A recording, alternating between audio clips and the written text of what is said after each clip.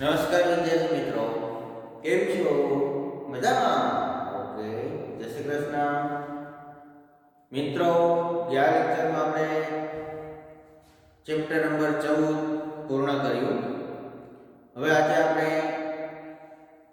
Chapter number 7 માં ત્રિકોણ તેના વિશે આપણે અભ્યાસ કરવાનો છે.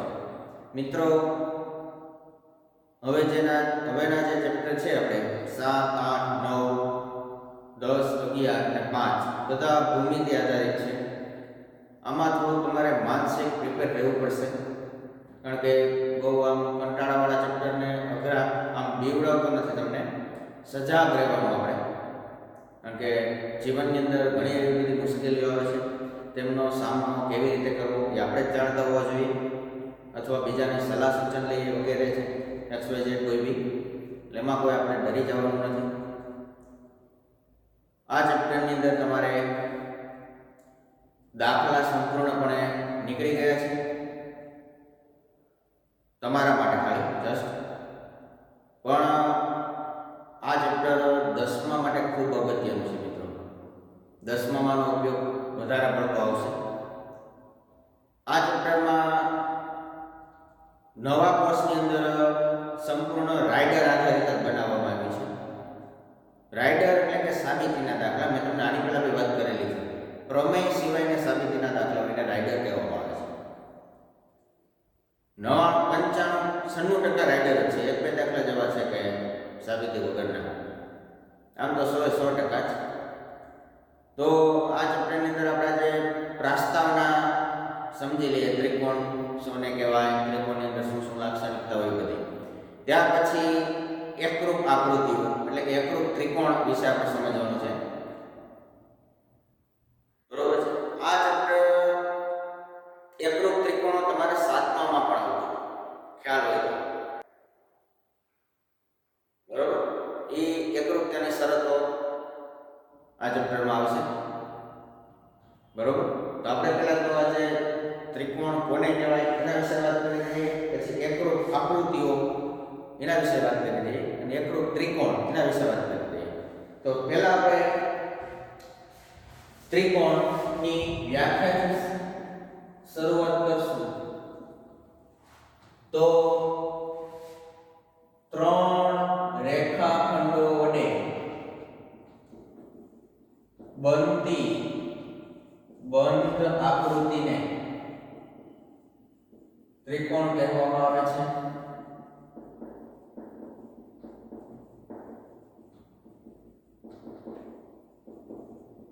બરોબર. અથવા બીજી રીતે આપ્યું હોય તો પરસ્પર છેદતી ત્રણ રેખાથી બનતી બંધ આકૃતિને ત્રિકોણ કહેવામાં આવે છે. એ પણ ચાલે. હવે ત્રિકોણની આકૃતિ દોરી લઈએ, નાની એવી. આ જે છે ત્રિકોણ ABC વડે આપણે દર્શાવ્યું છે. અહીં ત્રિકોણ ABC ને સંકેતમાં આગળ ત્રિકોણની નિશાની અને પછી જે બિંદુ આપેલા હોય ABC વડે દર્શાવવામાં આવે છે. આપણે બોલીએ ત્રિકોણ ABC પણ સંકેતમાં આમ લખવાનું. બરોબર. પછી ત્રિકોણ ABC ની ત્રણ બાજુ રેખાખંડ AB, રેખાખંડ BC અને રેખાખંડ AC છે. C એ પણ તો બી ચાલે, આડાઓ ચાલે. અને ત્રણ ખૂણાઓ, ખૂણો A અથવા ખૂણો B અથવા ખૂણો C અથવા એટલે હવે આપણે આ ખૂણા એનું આખું નામ લખવું હોય તો BAC એવું લખી શકાય, અથવા CAB. એવી રીતના ખૂણા B ને આખું નામ લખવું હોય તો ABC અથવા CBA, અને C નું આખું નામ લખવું હોય તો ACB છે. બરોબર. આમાં ક્યારેક જરૂર પડે આખા ખૂણા લખવાની, હું તમને કહીશ ત્યારે. ઓકે. હવે આ ત્રિકોણને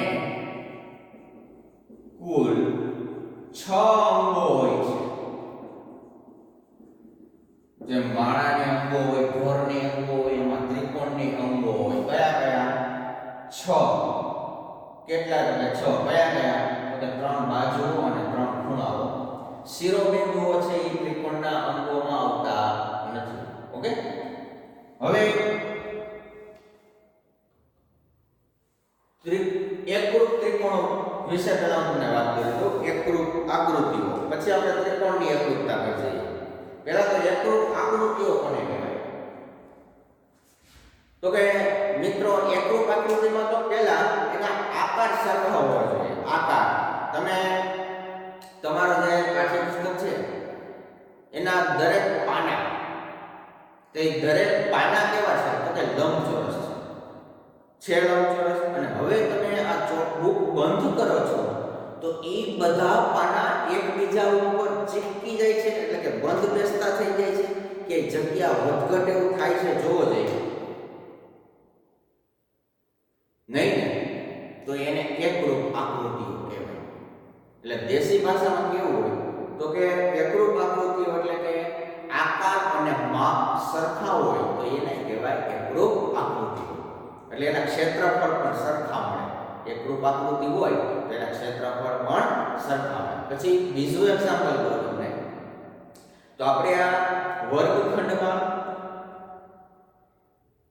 તમે જે વર્ગમાં બેઠેલા છો એ બધા વર્ગમાં સફેદ કલરની બેન્ચ છે, તમે જાણતા જ હશો સ્કૂલની અંદર આપણે.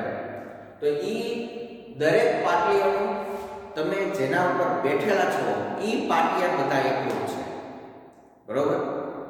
પછી તમે જેના ઉપર રાઇટિંગ કરતા હોય, લખતા હો, એ બધા પાટિયા પણ એકરૂપ છે.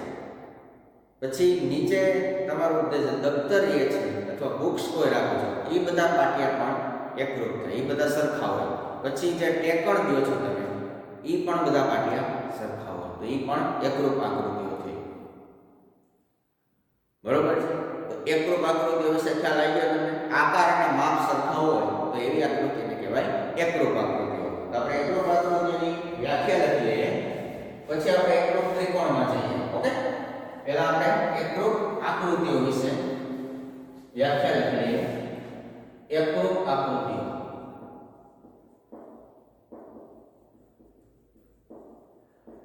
તો કે જે આકૃતિઓના માપ અને આકાર સરખા હોય, સમાન હોય, તો તેવી આકૃતિઓને એકરૂપ આકૃતિઓ કહેવાય છે.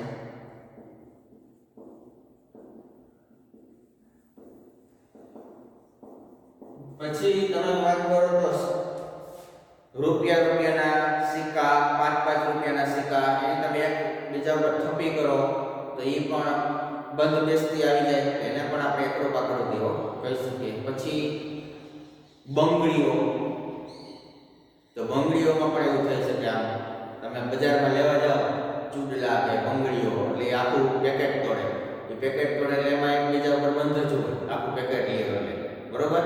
તો એ પણ એકરૂપ આકૃતિઓ થઈ. વર્તુળ થયા પણ આકાર તો સરખા થયા એટલે એ એકરૂપ આકૃતિઓ. હવે આ ચેપ્ટરની અંદર આપણે એકરૂપ ત્રિકોણ વિશે ભણવાનું છે મિત્રો.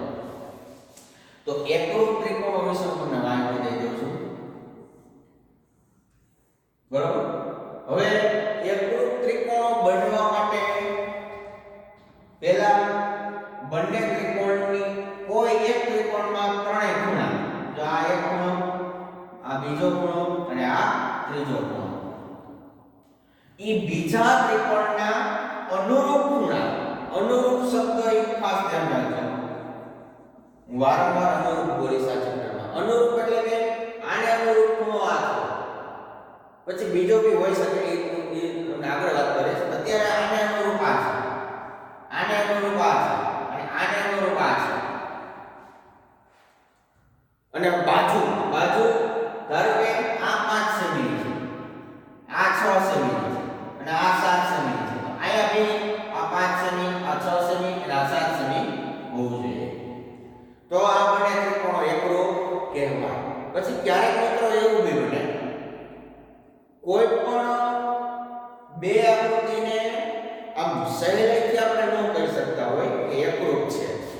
પછી આમ ફેરવવા પડે આપણે. હવે હું તમને મિત્રો એક એક્ઝામ્પલ દઉં. મારી પાસે એક આવી આકૃતિ છે અને એક આવી આકૃતિ છે. બે સરખી જ છે મિત્રો. બરોબર? આમ લાગે છે થોડું ઘણું કે હવે જો મિત્રો આ બે આકૃતિ અત્યારે એકરૂપ જ છે. હવે છે ને મેં આને ઊભી કરી નાખી. આમ ઊભી એટલે આવી કરી નાખી. હવે તમે એમ કહેશો કે આ બે એકરૂપ છે કહી શકશો આમ સામેથી જોઈને કે એકરૂપ છે કે નહીં? ન કહી શકીએ. તો તમે શું કરો ખબર? આને આમ ફેરવો ને પછી આની ઉપર મૂકો ને. એમના મૂકશો તો એકરૂપ ક્યાંથી થાય? આ આડો લંબચોરસ આ ઊભો છે. હવે આને તમે ફેરવીને આની ઉપર મૂકો તો બંધ બેસતો થઈ જતો હોય કે ન થઈ જતો હોય. તો એવું જ આ ત્રિકોણમાં જરૂર પડશે આપણે. એટલે તમારે ત્રિકોણની એકરૂપતાની 5 શરતો આવશે. કેટલી? 5 શરતો. એ આપણે નેક્સ્ટ લેક્ચરમાં ભણવાના છીએ. એટલે એવું જરૂરી નથી કે કોઈ બે આકૃતિઓ આમ સહેલાઈથી આમ એકરૂપ લાગતી હોય એવું આવું આમ કરવું પડે, ફેરવવું પડે એવું થાય. બરોબર છે? પણ આપણે ખાસ યાદ રાખવાનું બે ત્રિકોણો એકરૂપ થવા માટે એક ત્રિકોણની બાજુઓ અને ખૂણાઓ એ બીજા ત્રિકોણના અનુરૂપ બાજુઓ અને ખૂણાઓ એકરૂપ હોય તો એ બે ત્રિકોણો એકરૂપ કહેવાય. આ ત્રિકોણનો આડાઅવળો કરતા માપીના એક છે. આયા 5 છે તો આયા કોઈ બી બાજુ 5 હોય. આયા 6 છે તો આયા કોઈ બી બાજુ 6 સેમીની હોવી જ જોઈએ. આયા 7 છે તો આયા 7 સેમી હોવી જ જોઈએ. એવી રીતના ત્રણે ખૂણાઓ. પણ આયા 5 છે ને આયા 5 થઈ ગયું. પછી આ બે 7 છેડા છે તો આયા 7 છેડા છે તો એકરૂપ નો કહેવાય. બેયના માપ સરખા લો ભલે ને ફેરવી પડે. બરોબર છે? ઓકે.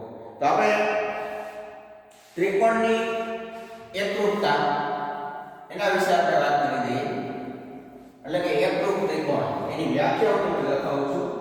એકરૂપ ત્રિકોણ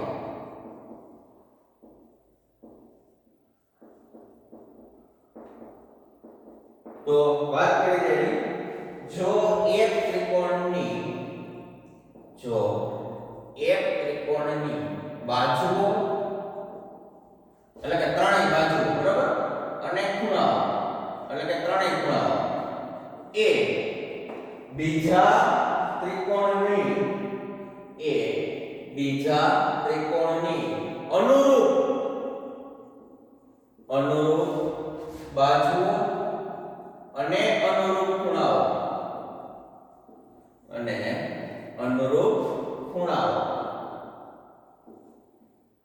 ને સમાન હોય તો તે બંને ત્રિકોણો એકરૂપ કહેવાય.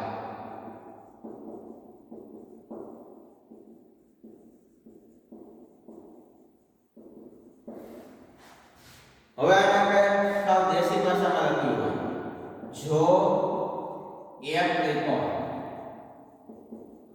બીજા ત્રિકોણ પર બંધ બેસતો હોય તો તે બંને ત્રિકોણો એકરૂપ કહેવાય. આમ વિચાર રેડી. હવે તમને હું આકૃતિ દોરીને સમજાવું. બરોબર? ચાલો આપણે બે આકૃતિ દોરીએ એની. આમ તમે દોરો ત્યારે લાગવું જોઈએ કે એકરૂપ જેવું છે હો. ભલે આપણે માપ લઈને નથી કરવું આમ જોતા ખબર પડી જાય કે ના છે ખરા આમ. બરોબર? જો આવી બે આકૃતિ દોરી છે. આનું નામ મેં ABC આપ્યું છે. આનું નામ મેં PQR આપ્યું છે. હવે મિત્રો આ AB અને PQ બે સમાન છે એટલે બેમાં એક એક લીટા હોય ને હવે લીટા દ્વારા તમને માપ આવે. બરોબર? એટલે સમજી જાવ આ બે એકરૂપ છે. પછી BC માં અને QR માં બે લીટા છે એટલે એ બે સમાન છે. અને આમાં મેં 3 લીટા કર્યા. ઓકે? પછી ખૂણાઓની વાત કરી છે. તો ખૂણો જો આયા મેં ટપકું કર્યું તો આયા ટપકું કર્યું. આયા ચોકે ગઈ તો આયા ચોકે ગઈ. અને આયા કાઈ નથી કરતો. બરોબર? એટલે સમજી જવાનું કે એ બે એકરૂપ છે. આવી સંજ્ઞાથી દર્શાવવામાં જો એક ત્રિકોણની બાજુઓ અને ખૂણાઓ એ બીજા ત્રિકોણની અનુરૂપ બાજુ, જો મિત્રો આમાં તમે જો આમાં એક લીટો છે તો આમાં ક્યાં એક લીટો છે તો કે આ બે અનુરૂપ બાજુ છે, એને અનુરૂપ બાજુ કહેવાય. સમજાયું? પછી અહીંયા બે લીટા છે તો અહીંયા બે, એટલે કે BC ને અનુરૂપ QR છે. અનુરૂપ એટલે આમ એના જેવું એમ, આપણે અનુરૂપ નથી કરતા એના જેવું. પછી અહીંયા AC તો અહીંયા PR, બરોબર. પછી એવી રીતના ખૂણામાં ક્યાં બે ટક્કા એટલે કાય ટક્કો ક્યાં થાય એટલે બે અનુરૂપ ખૂણા. આયા ચોકડી કાય ચોકડી બે અનુરૂપ, આયા કાય નથી આયા કાય નથી તો એ બે અનુરૂપ. ઓકે, હવે આ નીચે વિસ્તૃતથી લખી નાખીએ આપણે. જો મિત્રો અહીં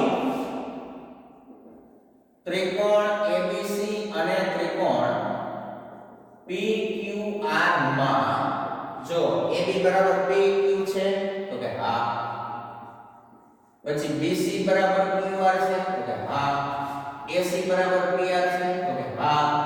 ઉપરાંત ખૂણાની વાત કરી છે, ખૂણો A બરાબર ખૂણો P, ખૂણો B બરાબર ખૂણો Q, ખૂણો C બરાબર ખૂણો R છે. તેથી આ બંને ત્રિકોણો એકરૂપ કહેવાય. કેવા? હવે મિત્રો એકરૂપની સંજ્ઞા છે આવી, એક ઉપર આવું કરવાનું વેણ જેવું અને નીચે બે લીટા, આને કહેવાય એકરૂપ ત્રિકોણ. નિશાની, આ એકરૂપ ત્રિકોણની નિશાની આવી કરવાની મિત્રો, બરોબર. હવે મિત્રો કોઈ બે ત્રિકોણમાં ખાલી ત્રણ અંગો સમાન હોય ને, ખાલી ત્રણ બેમાં, એટલે એ બે ત્રિકોણ એકરૂપ થઈ જાય. કોઈ ઓછામાં ઓછા ત્રણ તો હોવા જ જોઈએ, કા બે બાજુ અને ખૂણો બેમાં. એવું જરૂરી નથી કે 6 એ 6 એકરૂપ બતાવવા જ પડે.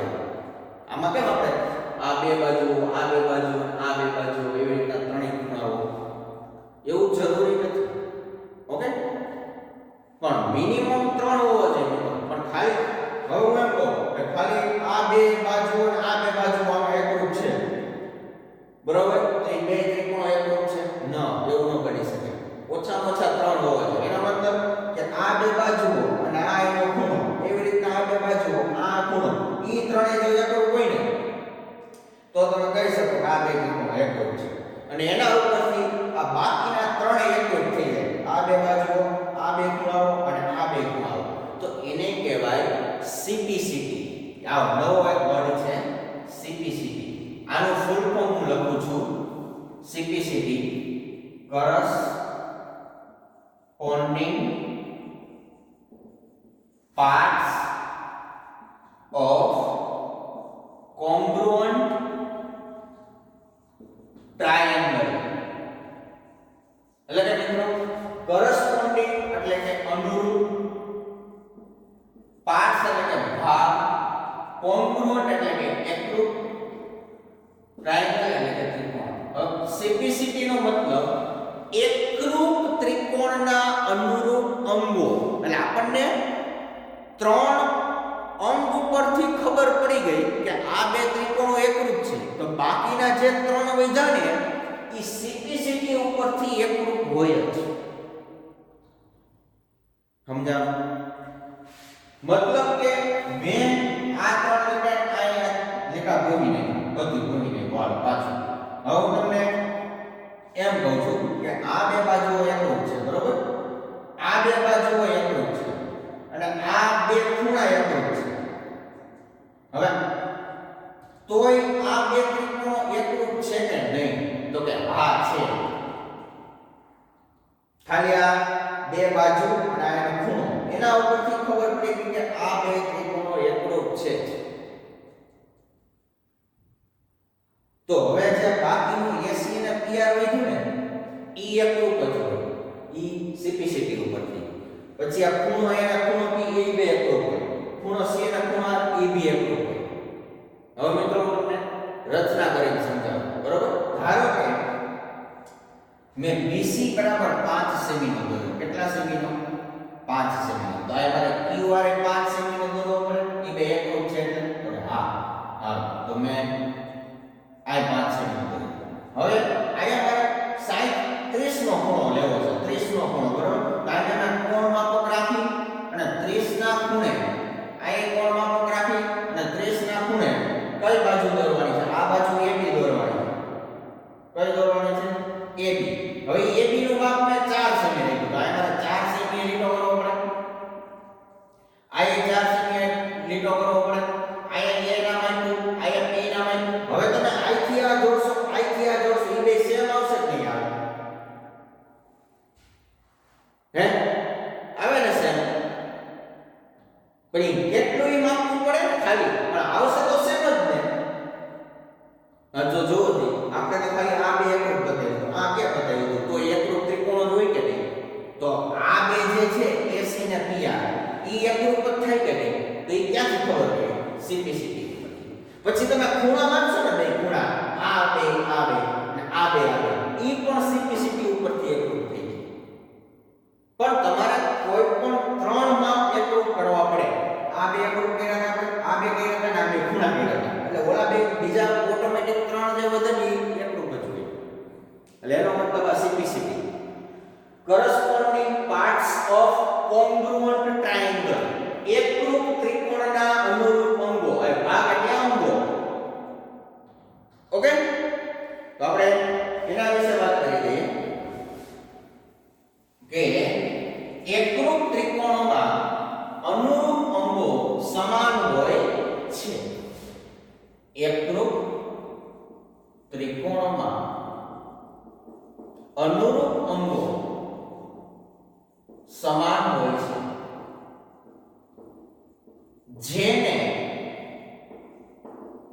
ટૂંકમાં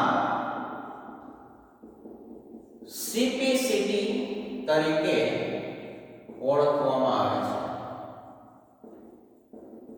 છે. સિમ્પ્લિસિટી નું ફૂલ ફોર્મ નીચે લખું છું, જેને લખવું હોય તો નકર જરા જ નથી. corresponding parts of congruent triangle. corresponding parts of congruent triangle, એકરૂપ ત્રિકોણના અનુરૂપ અંગો. ઓકે, હવે નેક્સ્ટ લેક્ચરમાં આપણે ત્રિકોણની એકરૂપતાની શરતો ભણવાની છે. બાખુબા, ફુબાખુ, ખુખુબા, બાબાબા અને કાકબા. એમાં તો મિત્રો આપણે ત્રણ અંગો જ બતાવવાના છે. બાખુબા, બાજુ, ખૂણો, બાજુ, ત્રણ અંગો જ બતાવવાના છે, તોય ત્રિકોણ એકરૂપ થઈ જાય. તો બાકીના જે ઓલા ત્રણ વિધા એ સિમ્પ્લિસિટી ઉપરથી એકરૂપ થાય. સમજાણું? હવે 6 એ 6 એકરૂપ બતાવવાની જરૂર નથી, ઓન્લી 3. પણ 3 તો અવશ્ય હોય. ખાલી 2 એકરૂપ હોય તો ત્રિકોણ એકરૂપ ન કહી શકાય. 3 માં તો 110% એકરૂપ કહેવાય. મેં હમણાં તમને સમજાવ્યું રચના કરીને એમ.